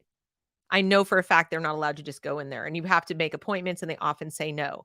So they've resolved to do these things like as just a matter of course in the district. So I want to show you these resources, and I'm going to specifically look at diversity. Okay. Here are the underlying principles. Okay. While teaching children to accept and cultivate interest in learning about different people, we believe, now we know, not backed up by research. So Kathleen says, just so you know, I've asked for any tools they use for the teachers to use, but they have none to share. So the teachers are kind of able to go and get this stuff on their own, but as long as they call it SEL, they're good to go. And probably they're refusing to share what they have. But we believe that certain underlying principles about diversity must remain critical dimensions of the subject we teach and methods we use. These concepts are broad and applicable to any culture, history, group, or institution. By identifying these principles, we expect the statements and questions below are effective as frameworks to develop student inquiries and curricular benchmarks. We believe that these are, so they're saying we're incorporating this into every classroom because of our belief system. We believe children must engage in reflection and inquiry oriented from an ethical lens to help distinguish between right and wrong conduct. Okay. That's, most people would agree. Okay. And then is it the teacher's or student's responsibility to dissuade other students who reject core principles of diversity? Is tolerance enough? As educators, do we have an inherent moral responsibility to promote diversity? How can teachers and students evaluate their own ethical stances when topics of diversity are studied? Why not should they? Why is the question how can they instead of should they? Why are we incorporating their own ethical stances into this at all? They're supposed to be neutral. Then we believe children must be conscious of their own perspective in relation to the perspective of other individuals from a diverse point of view. Why? Why must they? And are you the best people to help them be conscious of that? Okay. How can educators and students be more aware of their perspective while teaching and learning about the perspectives of others? What steps can teachers take to expand students' perspectives and understanding of the world? Give them access to great literature written by people from all over the world, even thousands of years ago. Teach them world history for real. Teach them American history for real, not through a lens. That would be a good way. It's certainly not ripe for direct instruction, if you ask me. How can educators take a global perspective while respecting our local values and institutions? What local values are you respecting? I've yet to see any. How can teachers use local issues and places to teach a global perspective? You see the globalism coming in here? We believe children must actively, frequently, and democratically participate in various types of dialogue to inform and guide their understanding of issues related to diversity. Democratically, what exactly does that mean? Why democratically? Does that mean the majority gets to decide what topics you get to discuss and what are the right ways to discuss it? What kind of democracy? Are you going to vote? How can teachers promote informed and engaged students to be active in classroom discussions involving topics of diversity? Well, maybe you shouldn't. I mean, we're constantly talking about a thing. Doesn't that mean we're not really living the thing? And then we have, these are the hashtags they want. I'm skipping this. The teaching tolerance audience, which by the way has a new name. It's not teaching tolerance anymore. And it is heavily Marxist critical theory oriented. So, use them. It says right here, use them to introduce the anti-bias framework to your students and communicate on social media channels. They're instructing the teachers to communicate on social media channels. And then they have comprehensive list of general and specifically topical hashtags related. EduColor cleared the list, disrupt text, equity, and hip hop ed. They want the teachers talking about this. Now, as far as links to the document, Kathleen, I'm going to have to ask you how you feel about me publicly sharing links. If you're cool with that, I guess I can get a link and put it in here. But this document came from, I guess, either one of the open document requests or something like that. So this is a Google Drive into which she has dropped everything she asked for from the district. So if she hears me, maybe she can tell me, I can share a link. Please do. Okay. So she says I can. So share, I can get the link. I don't really need that. Get link, copy. All right. So here is the link to the drive, or to that, at least that thing. Okay. Kyle is not guilty on all accounts. Sorry, had to interrupt. Where is it? Can we just take a moment? Yes. Okay. I feel a little bit better about the justice system at this moment because it was really bleak there for a while. I can breathe a sigh of relief. I was actually really worried it wouldn't go that way. So I guess cue the riots and the before Black Friday shopping. Okay. So now we're going to go into some of the diversity stuff. You'll notice this is elementary grade K through 5 toolkits. I'm going to try to do this quickly, so bear with me. There's so much here. Okay. Remember, this is K through 5, diversity. This is the power of relationships. I wanted to do words. Where's the power of words? Here it is. This one is the one I'm a words girl. So the goal is to support teachers in implementing a diversity-driven curriculum. More specifically, this document will help you recognize the many ways you can tap into the power of words and language to amplify diversity-inclusive teaching. Another way of saying that is this is going to help you propagandize the children. This is going to give you the rhetoric and the sources where you can just be all diversity inclusion all the time. Now more than ever, that phrase, now more than ever. Why? Can we question that? Why? Now more than ever. Like, why now more than ever? It is important for students to realize their words hold power. It was always true. Why now more than ever? It's always been the same degree of true. All right. And when they can't read very well, now more than ever, it's important for them to learn to read. Can you get back to that? Can we go back to teaching them how to read before you make words more important than ever? Because people who can't read, who are taught that words are more important than ever, are going to what? Go by what they hear. And who has the microphone most of the time? Who gets up in the top searches on Google? Who are the influencers on, TikTok, Instagram, et cetera, and so forth, who get seen and get heard? So the words they're talking about, mom and dad, are not necessarily the written word, because a lot of these kids cannot read proficiently. All right. English standards that are applicable to the power of words. Social studies standards that are applicable to the power of words. Power, power, power. What you're going to notice is you are going to notice the word power over and over. Power. They have 3 components here, 3 modules: power of words, power of relationships, and power of action, which is part of action civics, part of activism. It's all about power, though. What they're teaching our children is that knowledge has no use for you unless you derive power from it. And when they mean power, they don't mean personal, independent power to do something in your own individual life. They mean the power to get other people to do stuff, power over others, power in relation to others. So the SEL that they're teaching them is also not about, I'm just going to, manage my own emotions. It's not about me centered and inner directed for my goals. It's be nice, be kind, be compassionate. It's how you behave in relation to others as they evaluate you. It is an external locus of control. So look at this, defining terms. You might start with defining pertinent words related to diversity. This word list will grow dependent on student needs and societal shifts. In other words, depending how so successful we are propagandizing their parents, we might have to change the definitions of these words on the fly. So stay tuned. Diversity, inclusion, exclusion, discrimination, racism, code switching. They're teaching K through 5. K through 5. This is the elementary school module. Stereotypes, implicit bias, whitewashing, white supremacy, sexism, ableism. Could you teach them the phonics to read these words before you go teaching them these words and the definitions? These are extremely complicated concepts. K through 5. Privilege, prejudice, etc. Double consciousness. Do you even know what that is? It's a freaking cult. Yes, ego brain, it is a freaking cult. All right. Then we have research on culturally responsive teaching. All, by the way, done by the people who push it. Not independently done by people who, either have no opinion on it or disagree. And in fact, if you dig and dig and dig and dig and dig, and I bet that Adrian could find something, you will find some research going back maybe 5 or 10 years, because I saw it once and I forgot to note it, where I got it. But some people who were questioning this.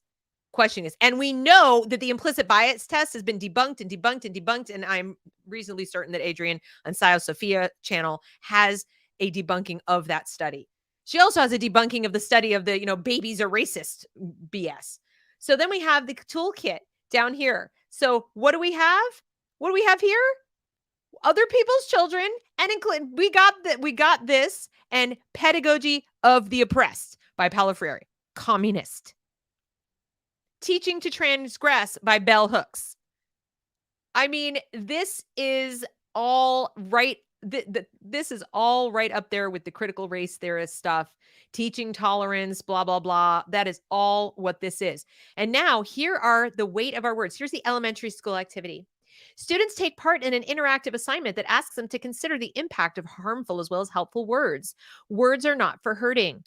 Now, how much do you want to bet their operational definition of hurtful is based on the perception of the hearer only. So if I decide that you telling me that I have pretty hair is hurtful, then it is. So words are not for hurting is going to be really broad category. And what we have seen is that students just stop talking to each other if they don't look like the other. That's why affinity groups have become so important, because the kids don't trust each other and they don't want to have conversations because they're afraid their words will hurt and they'll get in trouble for just having a basic conversation. Teachers can show students the power of compliments and positive speech directed to individuals by participating in a bucket fill.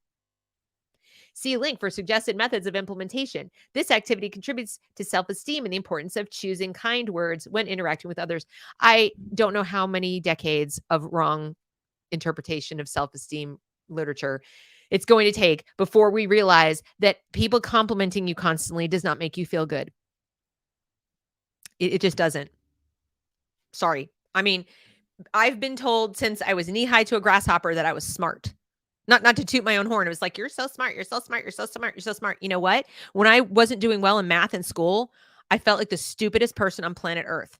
And to this day, I carry around this feeling of insecurity because I sucked at math in school. It took me until my 40s to realize that I wasn't taught math in a way that would be comprehensible to the way I think. And that had I been taught differently, I might actually have been good at math, but I never had the opportunity. So I thought I was as dumb as my dumbest day and my dumbest subject.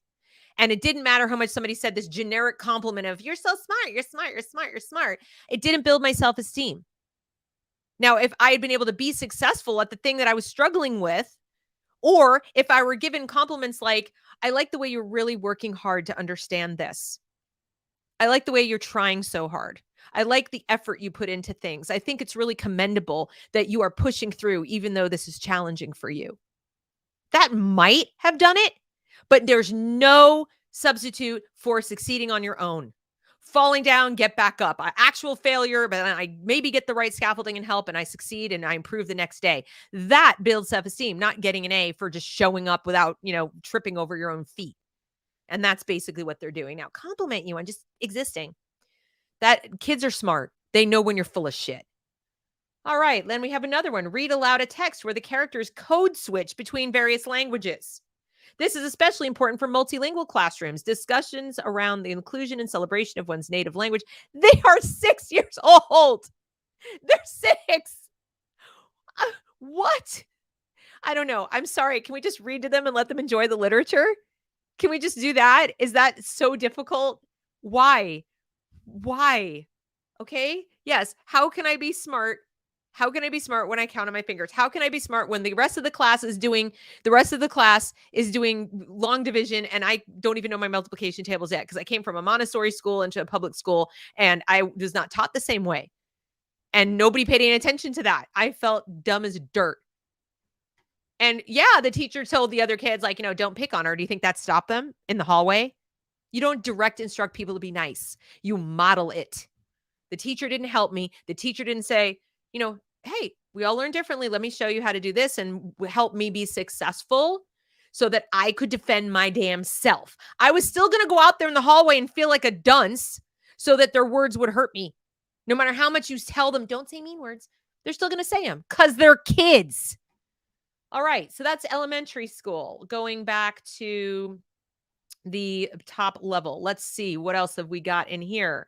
Let's take a look at this. Let's take a look at the social emotional learning stuff if we can. This was a little bit tough because it's really dense. So if it's okay with Kathleen, I'll put a link to this, but I think it's not that easy to discuss in a live. Envision is the company that they hired. And there's another company. This one is, what was it called again? Castle, right? So they're using Castle. This is not Rutherford Schools. This is making the case for social emotional learning. They're saying a lot of the same things you heard in that meeting. Activities. Okay, here are some activities. Let's take a look at this gratitude list. All right. Now, the first thing I want you to notice, there's nothing wrong with doing gratitude journals. Nothing at all. I think that gratitude, journals and writing gratitude stuff is very helpful. But let's look at this. A strength of mine for which I am grateful for is, please tell me I'm not the only one who notices. Please tell me I'm not the only one who notices that we have 4 and 4. So whether the teacher created this or got it off, teachers, selling to teachers or whatever that website is, this is not correct English grammar. So don't you think it would be kind of important?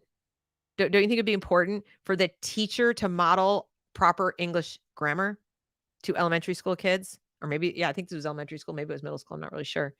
Then we have this. This will drive you crazy, I think. Anyway, it drives me crazy.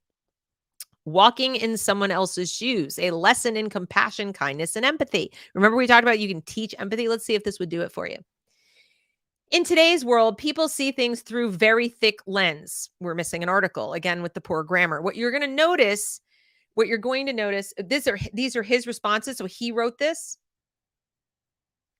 So this is actually written by the student, or is this written by the teacher? This looks like it's written by the teacher. I think this is written by the responses come later, and the responses are awesome. But this I think is the teacher, because it says in this lesson, blah, blah, blah. So, I mean, if I'm wrong, let me know. But it says people see things through very thick lens. I think we're missing an article. Yeah, the teacher wrote this part. They are quick to judge and create assumptions. Create assumptions? I judge you. Now let me create my assumption. That's not how it works. Okay. It's a heuristic. They are quick to judge before ever getting to know someone. Yes. And sometimes that's useful. They often create scenarios for people by the way they dress or look, but in reality, they don't know or understand his, her background, situation, and struggles. Now, this is fascinating because they often create scenarios for people, which is plural. And now we have his, her. And I thought we weren't using gendered pronouns anymore, folks. But at least, could we use the proper third person? Just, again, I know I'm a grammar stickler, but this is the teacher. So you're telling me that academic instruction is not as important as social emotional learning, but it's okay because we're incorporating this in with the academic instruction. So they're going to get both at the same time. No, they're not. Can we please accept the fact that we're not getting the best and the brightest into teaching anymore? Can we talk about that? All right. That's why they're so receptive to these messages. They're like, they don't know any different either. What would happen if people could hear what people were thinking and hear their troubles, worries, their self-worth, and what they were going through? People would go insane. That's what would happen. People would go insane. They would not be able to handle it. There's a reason we can't read other people's minds, and it's probably good that we can't. All right. So, and it also wouldn't tell us much of anything, since we also see our own experiences through a lens. We have cognitive distortion can be a thing. So if I could hear what you were thinking, it would not necessarily represent your actual reality. I'd have to actually literally walk in your shoes and experience your reality. And then it still wouldn't work because I'd be filtering it through my brain, not yours. And this entire exercise is BS. But let's keep going. All right. So would that change how you treat them? Probably not. Kids often raise their hands when someone asks, do you think you are empathetic? Okay. However, do they actually know what empathy and compassion truly mean? Do you? Have they ever walked in someone's shoes? Like I said, you could walk in someone else's shoes and you wouldn't, unless you were actually them during that time period, you would not be able to, know how they feel or if what they feel is accurate to reality, theirs or any other reality. Okay. So empathy actually means that you can feel what someone else is feeling or something similar, because you can go to that place within yourself that is similar to a time when you walked in your own shoes that were similar shoes, or walking on the same road, at least in your own shoes. And so in order to feel empathy, you have to first access that dark part of yourself or your memory. You have to make yourself vulnerable to not so very pleasant thoughts so that you can feel what they're feeling. Or access positive thoughts, I guess, if you're having empathy for their positive thoughts. But generally, when we talk about empathy, we're talking about negative things, negative thoughts, right? And surely this teacher is as well. So that means you're asking a student to have a kind of self-awareness and self-reflective capability that most kids in elementary, middle school don't have, because their brains have not fully formed to be able to do it yet. And it takes experience, and it takes, lots of different things to form that, not direct instruction. All right. So let's see, go back here. In today's lesson, you are going to learn all about empathy. No, I doubt you're going to learn all about empathy, compassion, and what it means to walk in someone's shoes. I highly doubt that, and this person's not a psychologist. This lesson will change your mindset. This lesson will change your mindset. Unbelievable. And you will most likely look at things differently at the end of the activities. What if it doesn't? But the teacher has just told you it will. The message is received. It better. So we presume that your mindset currently is not good. It's not what it ought to be. So this will change it into what I prefer that it be. And, you most likely will look at things differently if you start to think my way. Yeah, I bet if we start to think your way. So let's continue. Now, the red are the students' responses. What is empathy? What does it mean to be empathetic towards someone? Show emotion towards someone, show emotion when they are sad. No, that's called sympathy. So already the student has, if that's what the teacher taught, or if that's the message they got out of it, they didn't get the correct definition. That's sympathy. Sympathy would be, I'm showing you some emotion. I'm sorry you feel that way. I'm very sad for you that you are sad. That is not empathy. Sympathy is, wow, that sucks. Have a sandwich. Here's some food. I'm sorry you feel that way. Do you want a hug? Like, that's sympathy. Empathy is you literally feel what they feel. And you really only can if you have walked in their shoes. And you can't imagine that you've walked in someone's shoes. You can't. I cannot empathize with a man in any respect because I'm not a man. Now, if that man has had some kind of similar experience that I've had in life, like his parents were divorced and it was really messy and ugly, or his mom was really crappy to him, he had a narcissistic mother, I can empathize with that. But I can't say I know what it feels like to be a man. But I can empathize with a person who's had a narcissistic mother because I did. And I can say, I have been in a similar situation. I have an inkling of what you might be feeling, but I better tread lightly because I am not that person. And so my experience is not the same, nor should I even attempt that. I can try, but a lot of people are like, they want to ask for your empathy. You don't go just raining it all over them. And you can't demand it, by the way. Demanding empathy is bullying. Atticus Finch, a famous character from the novel To Kill a Mockingbird, said, first of all, he said, if you can learn a simple trick, Scout, you'll get along a lot better with all kinds of folks. You'll never really understand a person until you consider things from his point of view, until you climb into his skin and walk around in it. What do you think he means by this? What does the saying walk in someone else's shoes mean? Now, it's an interesting discussion, and go through what they have gone through. That is correct. That is correct. Watch the short video and then answer the question to follow. I don't know what it is, but look at this. Worried how he will pay for this. So we're gonna like inserting a little politics into that. And then we have, what is the overall message of this video? Don't judge until you get to know them. That's a good message. Do you think we would treat people differently if we could hear what they hear, see what they see, feel what they feel, and why? Yes, because I would change how I talk to them or how I play with them if they were having a bad day. Okay, fair enough. But it's not a given. And my problem with the lesson is that the lesson conveys that if you could hear what people hear and see what they feel, you would always change your opinion, or you're going to automatically be a nicer person to them. What if they're going through something and like they have that narcissistic mother and the thought in their head is, so when she's sleeping, I'm going to go grab that pillow. I'm going to put it over her head. I'm going to suffocate the life out of her because she deserves it. Whatever. Are you feel empathy for that? It's like, you can't feel good. Are you calling the police? So it's just walking in someone's shoes and hearing what they're saying and thinking does not automatically result in you treating them better. It doesn't result in anything other than you knowing how they're feeling. That's it. That's all it does. It doesn't automatically do anything to you. It might even make you have less empathy for them because their emotional reaction to what they're going through, you think is completely out of whack, just completely out of whack. So, the guy's sitting there, he's getting like cancer treatment and he's going, God, how am I going to pay for this? Okay. And that might be legit, but maybe the next thought through his mind is, well, maybe I'll call my buddies who are bank robbers and they'll go and they'll like rob the bank and we can help me pay for that. So yeah, that's a good plan. Are you feeling empathy? You see, like reading someone's mind in and of itself is not how it works. How do you feel after watching this video? Same as I felt before watching the video. I love this kid. Okay, watch the short video, then answer the questions that follow. Made me feel so inspired. No, no hints there about how you're supposed to feel. What stood out to you? Nothing, because I'm familiar with donating stuff or giving stuff to people who aren't as fortunate as I am. Good answer. What is your favorite part of about this particular video? When the more fortunate man gave to the less fortunate his shoes. How would you rate the message of this video? 3.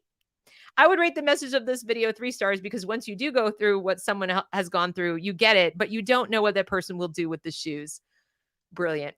So you see, kids are actually smarter sometimes than we give them credit for, in terms of, when they're permitted to express themselves and say what they really think. But if the overall message was to change the child's point of view, it didn't. So this is sort of my evidence that direct instruction of empathy and compassion doesn't work, because believe it or not all kids are just empty, blank slates that you can scribble on and boom, there it is.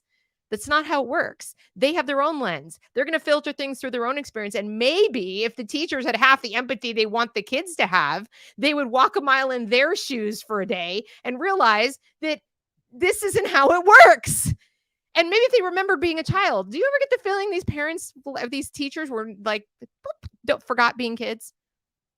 Because I think they have no recollection of what is developmentally appropriate. They just have no idea, like what's right, what's wrong. Then watch another video. After watching the video, how would you define kindness? No definition. Often people say kindness is a chain reaction. Do you agree, why or not? Yes and no. Because yes, when you be kind, a chain reaction might begin, because a chain reaction needs choices. And that's why I think yes and no. You see? The kid knows more than the freaking teacher. You will change your mindset. Nope, not really, because it really depends. Depends what the guy's going to do with his shoes. It depends whether you make a choice to do something or not. Kindness, compassion, all these things are not just about, I sat through a bunch of SEL lessons. No, you still have to make the choices, and the choices you make are still dependent upon many, many other factors than what you were taught in the classroom.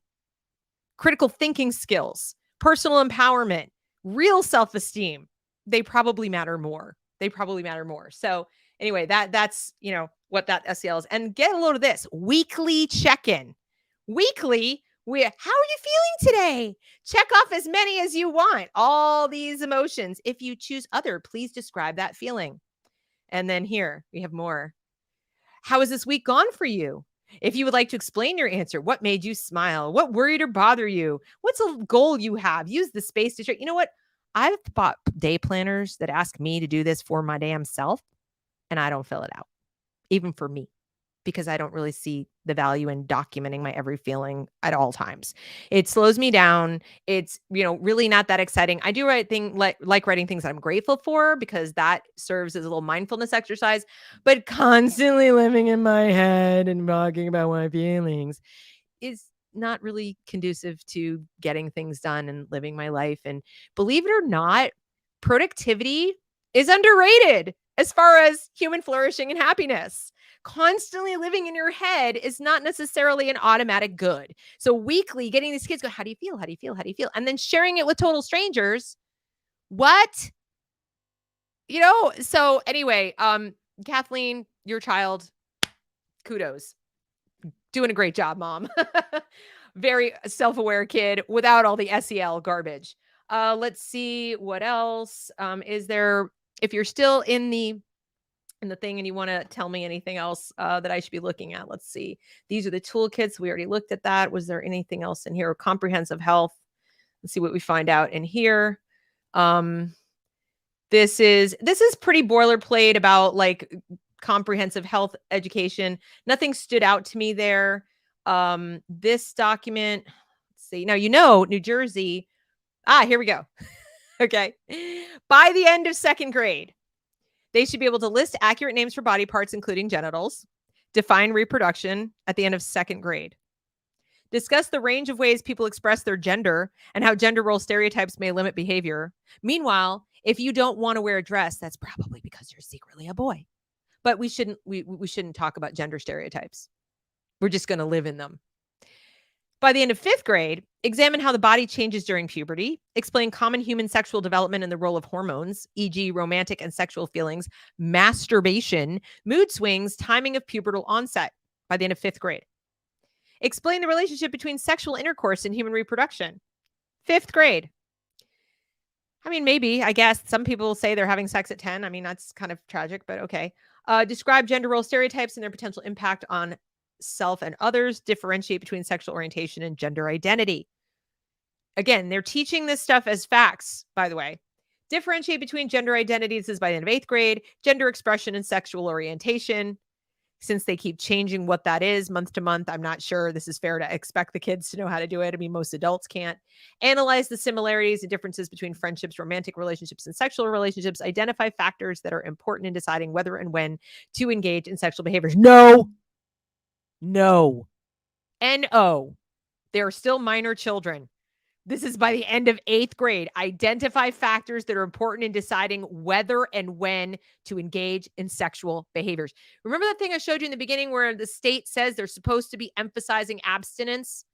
They're supposed to be emphasizing it, especially in the middle school. But they're supposed to be able to identify when and where. No, that means they have conversations about when and where to initiate sex and engage in sexual behavior. Are you guys aware of this, parents? So you're 8th grader. That's a 13-year-old. Just so you know, that's New Jersey standards. And by the way, affirmation only, and we hide any kind of gender transition from the parents by default. If the parent put my child as a boy on the forms and the kid says, no, I'm really this, no matter how young they are, I did a video about that where I pulled out the segments of the video. You can find that on my channel from New Jersey. And they're very clear that goes all the way to kindergarten. If the child is persistent about it, then they go with it and they open a separate file and they don't tell the parents. And like I said, they probably teach the other kids to keep silent, which is creepy as hell.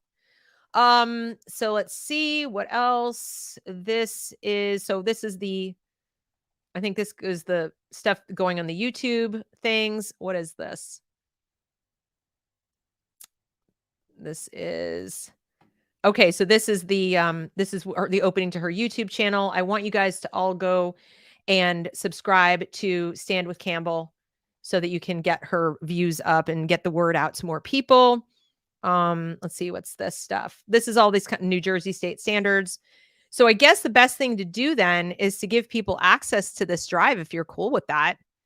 You let me know because I don't want anybody to mess it up. And I don't know if I give them sharing ability, maybe you want to share the link in the comments, that's up to you. But I feel weird sharing the whole drive. But there's a lot of stuff in here. Okay, check this out. 10 learning strategies for modern pedagogy. Crossover learning, context-based learning, embodied learning, analytics of emotions. Adrian, if you're still watching or if you come back, I would love it for you to do a video on each and every one of these pedagogy descriptions and if they're backed up by evidence. Incidental learning, stealth assessment, computational learning, augmentation, analysis of emotions, teachthought.com. Maybe I should go spend some time there and figure out if there's a video to be done because this looks like a whole, oh, look where science is. Look, science. Science is way down here. But then there's all this stuff. Yeah. Interesting.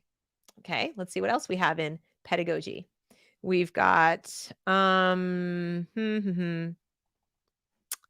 here we go. More embodied learning, body, emotions, and creativity, art-based learning, better movers and thinkers, experiential learning, project-based learning, which, by the way, they also say is superior to direct instruction. So isn't it fascinating? They want to do direct instruction of things that traditionally we have done through experiential learning, or it's kind of woven into the fabric of the curriculum as far as, we read great literature and you augment the social emotional stuff that's being done by your parents. And we rigidly enforce rules of conduct and behavior and how we treat people. So there's no confusion about whether you should be kind to people or not. Okay. But we've gone from there to direct instruction of character traits and experiential learning for everything else. So we do, project-based learning in science and in math and in English so that, the kid who actually does the work for everybody else. And the other kids just sit back and play with their phones. That's what project-based learning basically is these days. Gamification, because why not make the most of those little Chromebooks that, the lovely folks at Google are selling us. Blended learning, active content, computational thinking. I mean, they put equal size circles, but I can tell you they don't treat them as equal within the school. So that's pedagogy. And then the opposing Facebook groups. There's the anti-racism Facebook group that is beating up on her. And then there is, I think there's others. Which other one? Rutherford, New Jersey Parents. There's Pride Alliance. Oh, that one's empty. But these groups have formed for the purpose of beating up on N. Campbell. So if you can share the link as a viewer access in the comments, that would be awesome. I think, let's see what's in LGBTQ. All right, this is the Bergen County Diversity Project. Here's the law, just so we're crystal clear. Governor Phil Murphy signed this law. Board of Education shall include, that means it's required, instruction on the political, economic, and social contributions of persons with disabilities and lesbian, gay, bisexual, and transgender people in an appropriate place in the curriculum of middle school and high school students as part of the district's implementation of the New Jersey Student Learning Standards. At a minimum, the instruction must include grades 9 through 12 and a variety of grades 5 through 8, depending upon the individual district school configuration. So this is where school board meetings may come in handy. If you have an elementary school, because now that they're saying it must at the high school, it shall in middle and high school, and here's what you have to include, but this doesn't mean they can't include it in elementary school. And that's how it's coming into the elementary school. And the law, as far as how they treat the kids, goes all the way down to the elementary school. So if you are talking about elementary school policies and you want to go to the school board and say to the superintendent, oh, no, you don't. Oh, no, you will not be teaching all this same stuff you're teaching at the middle school and the high school to our elementary school kids. That could be an argument you could make because the superintendent is going to make that decision. What's mandated from the state is these levels. Starting in September 2020, all districts must offer instruction on the contributions of LGBTQ people and individuals with disabilities. They do not necessarily have to do it all the way down to kindergarten, yet most are. The why, okay? Districts can meet the expectations of the law by adopting these resources intentionally designed to supplement existing curricula. Educators can thoughtfully incorporate these objectives, lessons, and tools into established units of study. I'm going to end up reading too fast, so hopefully you guys will be able to look at this stuff yourselves. But this is the Bergen County Diversity Project is behind this and what it isn't. The content does not consist of health or sex ed. This initiative focuses solely on the history and contributions of LGBTQ and persons with disabilities. And yet, I can assure you that is not stopping teachers from incorporating into lessons things like the TED Talk that was included in Maryland, where a trans teen, or actually now adult, 27-year-old, but talked about, going down to teens. It was presented to 8th graders in an English class, talking about the ways they have sex in an English class. So they can do that. They likely will do that. And so what you want to be aware of and requesting information about is how are they doing this? So just because it's not part of sex ed doesn't mean they aren't including sexual topics in the rest of the curriculum. So they're talking about a contribution that's pretty vague. That could be a TED Talk. All right. This does not differ from other curriculum initiatives that have been introduced in Bergen County schools since 2014. Bergen County educators have been working together to create high-quality curriculum resources, blah, blah, blah, blah, blah. All right. The purpose of this document is to provide a basic overview for school and district leaders as they implement the expectations of this legislation. It is more important for you to go and watch the video I did about the New Jersey law around gender issues, because they were instructing people in the video I linked to in the description section on how to obey the law across the board. And it is so much more detailed and much more onerous than this. This makes it sound almost like not such a big deal, just some contributions, looks pretty benign, right? Go watch that video, because implementing following the actual law is a lot more complicated, and it absolutely is an affirmation only state. They affirm immediately, which means you could be having kids as young as 8 years old referred for transition secretly. So you need to know the law if you're in New Jersey. If you're not in New Jersey, please, I implore you to check your state. Check your state. So let's see. She says here, they were made to go against those who oppose them. I don't have the one included in there that was made regarding new topics. I'll put it up soon. Okay. So these are groups that have been formed to oppose her.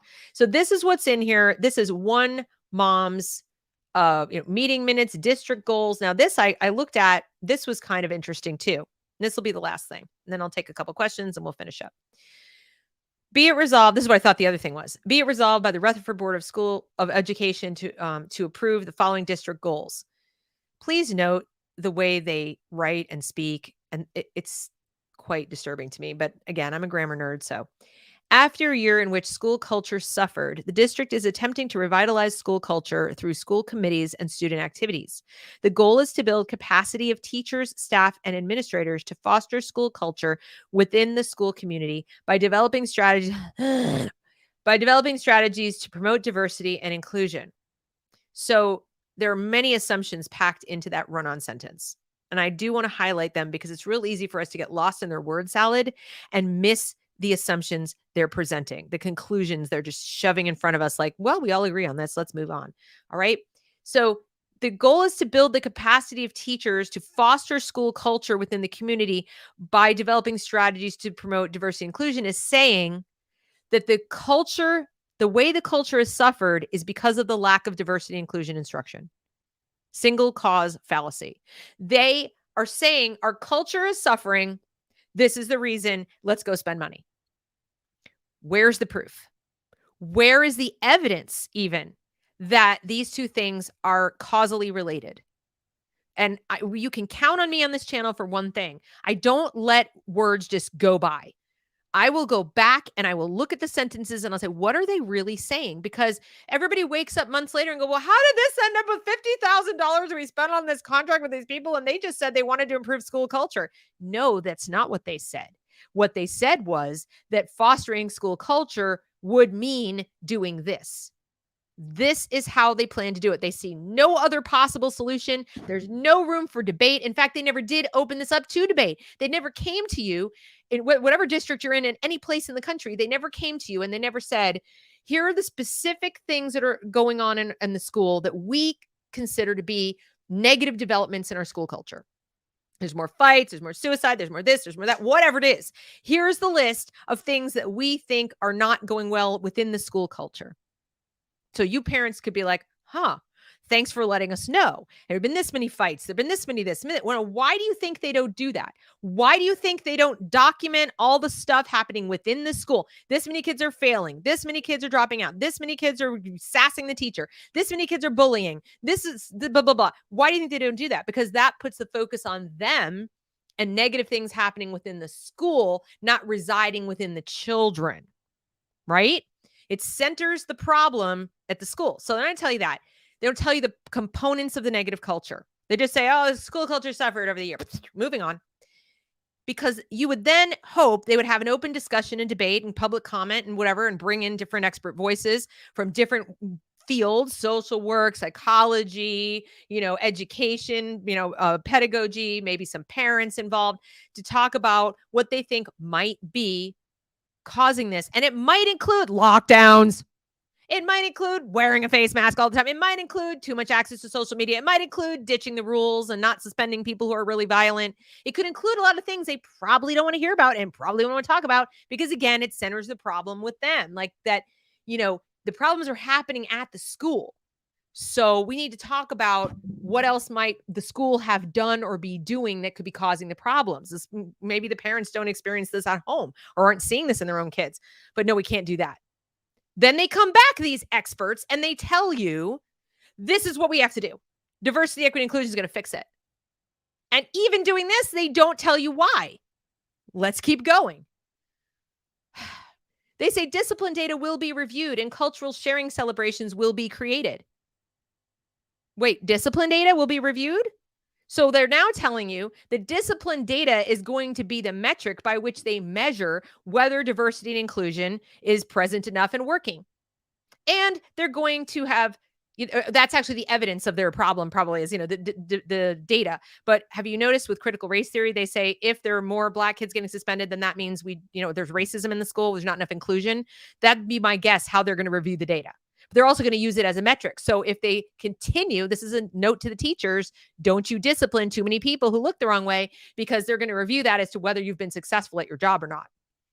So cultural sharing celebrations will be created because that's how you improve school culture, is having a bunch of little cultural celebrations. It's so insulting. There could be kids having very real problems at home, or, lots of fear because of the media, and who knows what's going on psychologically. And it's like, oh, we had a cool multicultural celebration at school. All's well. No, it doesn't work like that. There will be individual school committees. Of course, there are always committees.